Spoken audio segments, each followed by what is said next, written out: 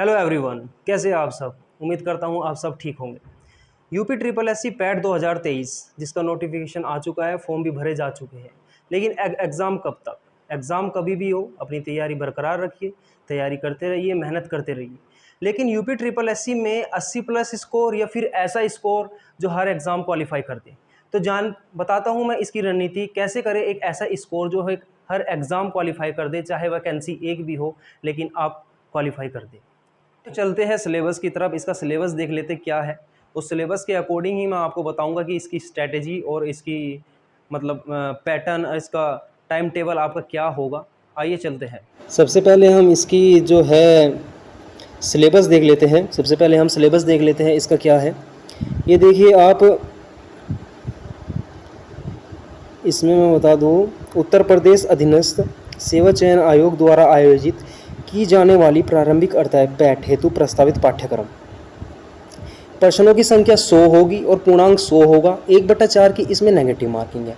इसमें आप ऐसा स्कोर कर सकते हैं कि 80 प्लस नहीं, कि ऐसा स्कोर जो आपका हर एक एग्ज़ाम जिससे क्वालिफाई हो जाए। देखिए, सबसे पहले आप हिस्ट्री लीजिए, भारतीय इतिहास। तो भारतीय इतिहास के अंदर केवल आपको यही पॉइंट पढ़ने हैं। सिंधु घाटी की सभ्यता, वैदिक संस्कृति, बौद्ध धर्म में गौतम बुद्ध और जैन धर्म महावीर, मौर्य वंश में अशोक सम्राट के बारे में, गुप्त वंश में समुद्रगुप्त के बारे में, हर्षवर्धन, राजपूत काल के बारे में, सल्तनत काल के बारे में, मुगल साम्राज्य, मराठा, ब्रिटिश राज का अभ्युदय एवं प्रथम स्वतंत्रता संग्राम और ब्रिटिश राज का सामाजिक आर्थिक प्रभाव। ठीक है, बस यही जो इसमें टॉपिक दिए हुए हैं यही आपको तैयारी करनी है, यही आपको पढ़नी है। ऐसे भारतीय राष्ट्रीय आंदोलन जो है आपकी, ये स्वाधीनता आंदोलन के प्रारंभिक वर्ष, मतलब कि आपके जो है ये आपको 1857 से लेकर 1947 तक, ये इनके लिए मैं बुक बता दूं आपको, आप DK राठी बुक ले सकते हैं, वो काफ़ी है। ये जो इसमें पॉइंट दिए हुए हैं, देखो यूपी ट्रिपल एस सी का जो भी एग्ज़ाम है उसमें आप सिलेबस से ही तैयारी कीजिए। सिलेबस से बाहर भी कुछ भी नहीं देते। जो भी उसमें पॉइंट्स, जो भी टॉपिक लिखे रहते हैं उससे बाहर कुछ नहीं रहता है। आपको सिर्फ हिस्ट्री में इतना ही पढ़ना है जो ये इसमें आपको टॉपिक दिए गए हैं। अब आता है भूगोल। ठीक है, तो भूगोल के लिए भी आपको बस यही टॉपिक पढ़ने हैं। भारत एवं विश्व का भौतिक भूगोल, उसमें क्या पढ़ना है आपको? नदियाँ पढ़नी है, भूजल के बारे में, पर्वत पहाड़ियों के बारे में, मरुस्थल के बारे में, वन के बारे में, खनिज के बारे में, ठीक है, और आपके जलवायु मौसम के बारे में, टाइम जोन के बारे में, जनसंख्या, जनगणना, ये सब पढ़ लेना।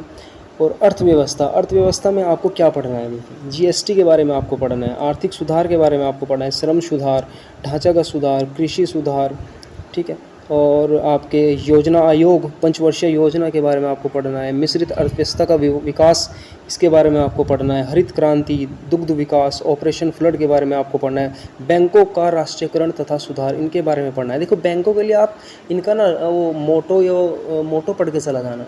इनका लोगो क्या होता है, जो इनका सेंटेंस होता है वो एक हर एक बैंक का, वो ज़रूर पढ़ के चले जाना, उनसे क्वेश्चन ज़रूर बनते हैं। फिर आता है आपका भारतीय संविधान आपको पढ़ लेना है, जो जो इसमें पॉइंट दिए गए हैं। अब विज्ञान, जनरल साइंस में आपको प्रारंभिक भौतिक विज्ञान पढ़ना है, प्रारंभिक फिजिक्स, ठीक है।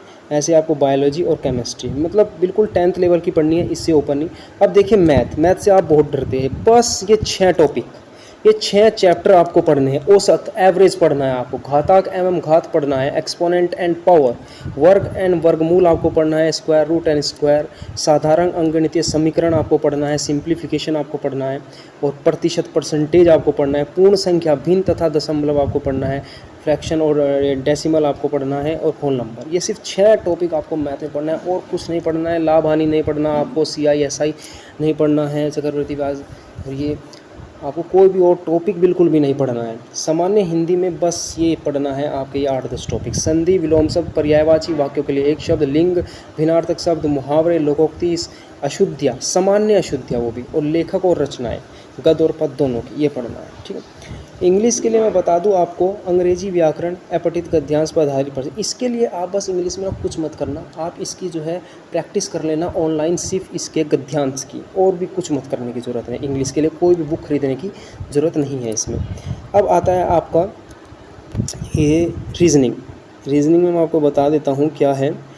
रीजनिंग में देखिए, आपको पढ़ना है वृहत एवं लघु, क्रम एवं रैंकिंग, संबंध, आपका रिलेशन हो गया, रक्त संबंध, कैलेंडर आपको पढ़ना है, घड़ी आपको पढ़नी है, ठीक है। समूह के भिन्न को अलग करना पढ़ना है, कारण और प्रभाव, कोडिंग डिकोडिंग, निगात्मक तर्क, कथन। देखिए मैं रीजनिंग में आपको बता दूं, आप एक बुक ले लीजिए पीयूष वर्सने की, जैसे मैं बताता हूँ, उस बुक को पूरा कर डालिए, उससे बाहर ये नहीं आएगी। रीजनिंग में बस वो काफ़ी है।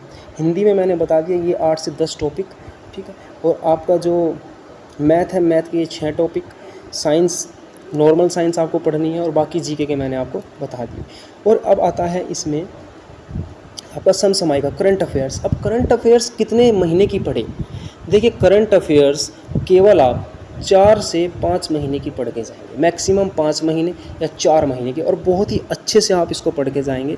कोई भी आप, और मंथली आप इसको पढ़ेंगे, ना तो डेली पढ़ेंगे ना वीकली, मंथली पढ़िए।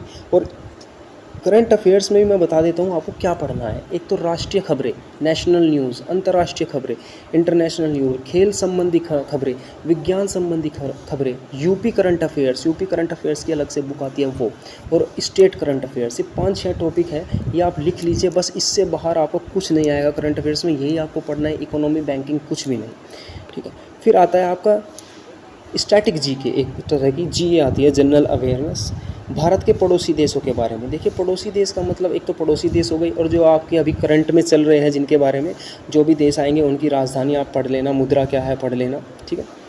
और भारत के राज्य और केंद्र शासित प्रदेश इनके बारे में पढ़ लेना, संसद, राज्यसभा, लोकसभा इनके बारे में पढ़ लेना, ये जब आप संविधान पढ़ेंगे उससे ही पढ़ लेंगे।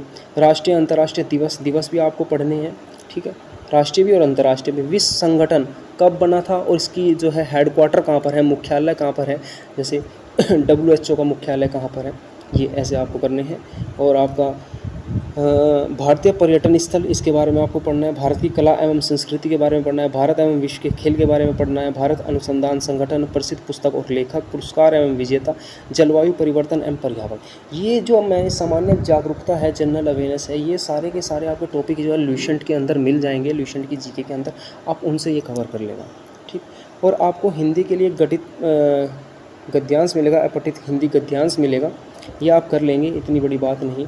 और अब रीजनिंग में मैंने आपको बुक बता दी थी, उसमें सारे ग्राफ दिए हुए हैं, आप ये ग्राफ कर लेना। ये सारा का सारा जो पेपर है ये NCERT आधारित होगा और 10th लेवल का होगा। ये आपको टॉपिक बस अच्छे से करनी है। देखिए क्या आपको इसकी रणनीति बनानी है, मैं बताता हूँ। डेली आपको 1 घंटा जो है आपको ये जीके पढ़नी है। जैसे आपने इंडियन हिस्ट्री ली और सिंधु घाटी की सभ्यता, आपने नोट्स बनाना है और उसके बारे में पढ़ना है, और फिर नोट्स बना के लिखना है रिवीजन के लिए। ऐसे डेली आपको एक टॉपिक जीके के लिए करना है, और इसके साथ आपको चलाना है मैथ का एक टॉपिक, ठीक है, 1 घंटा मैथ, और फिर 1 घंटा हिंदी। ऐसे ही 1 घंटा काफ़ी है हिंदी के लिए, और रीजनिंग के लिए 1 घंटा, और फिर 1 घंटा आपका हो जाएगा जनरल अवेयरनेस के लिए। ये 4 से 5 घंटे हैं, और 1-1.5 घंटे का रिवीजन। बस पैट के लिए आप इतनी ही तैयारी करिए।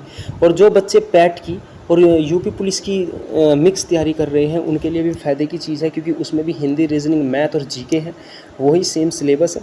और सेम थोड़ी स्ट्रैटेजी में ये बताता हूँ कि पैट में जो है आपको बस ये टॉपिक आपको करने हैं, इनसे अलग कोई भी आपको टॉपिक नहीं करना है। आपको चक्रवृद्धि ब्याज, साधारण ब्याज पैट के लिए नहीं करना है। और यूपी SSS का आप कोई भी पेपर उठा के देख लीजिए प्रीवियस ईयर का, इन टॉपिक से बाहर एक भी आपका क्वेश्चन नहीं होगा, इन्हीं से करना है। बल्कि 2021-2022 का आप पैट उठाकर देख लीजिए, सारे के सारे जो आपके क्वेश्चन हैं इन्हीं टॉपिक से है। पर इन टॉपिक को आपको अच्छे से करना है, ज़्यादा गहराई से मैं नहीं कह रहा हूँ, लेकिन ज़्यादा ऊपर से भी नहीं, थोड़ा अंदर तक की इनकी जानकारी आपको हो जानी चाहिए। यही इसकी स्ट्रैटेजी और रणनीति है। इससे आप ऐसा स्कोर कर लोगे कि आप कोई भी एग्ज़ाम हो उसमें क्वालिफाई कर देंगे। मैं ये नहीं कह रहा हूँ कि बहुत सी वीडियो में कहते हैं कि पैट में 80+, 70+, 90+, नहीं, ऐसा स्कोर आपका हो जाएगा कि आप कोई भी एग्ज़ाम आपका क्लियर हो जाएगा, चाहे वो लेखपाल का हो, चाहे वो वीडियो का हो, या लोअर PCS का हो, कोई अन्य एग्ज़ाम हो जिसमें वैकेंसी भी कम हो, वो भी आपका क्लियर हो जाएगा अगर आप इन सबको अच्छे से कर लेंगे। लेकिन देखिए मैंने आपको कहा है, कोई भी आपको एग्ज़ाम क्लियर करना है, या वो पैट का हो या PCS का हो, वे 6 से 7 चीज़ें आपके अंदर है तो आप तभी कर पाओगे। अगर रेगुलरिटी है आपके अंदर, mock test, revision, hard work, strategy, confidence और किताबों का चयन, ये सब स्ट्रैटेजी, ये सब आपके अंदर है, ये सब आप देख सकते हो सिलेबस के साथ। हमेशा इनको अपनी टेबल पर रखिए। मैं कहता हूँ जहाँ पर आपकी पढ़ने की आपकी जो जगह है, आपका जो बेड है या टेबल है, उस पर आप सामने इसको लिखकर चिपका लीजिए। और इन चीज़ों को ज़रूर देखिए और इनको देखते हुए आप तैयारी करिए। अगर ये सब चीज़ें हैं तो पक्का आप कोई भी एग्ज़ाम आप ज़रूर निकाल लोगे। तो ये थी यूपी ट्रिपल एससी में पैट में एक ऐसा स्कोर करने की स्ट्रेटेजी जिससे आप कोई भी एग्ज़ाम क्वालिफाई करते हैं। अगर आप चाहते हैं कि मैं किसी अन्य टॉपिक पर, जो टॉपिक आपको पसंद है, कि मैं उस पर वीडियो बनाऊं, तो मुझे कमेंट करिए। अगर मेरी वीडियो आपको पसंद आई है तो लाइक करिए, शेयर करिए, सब्सक्राइब करिए। Thank you.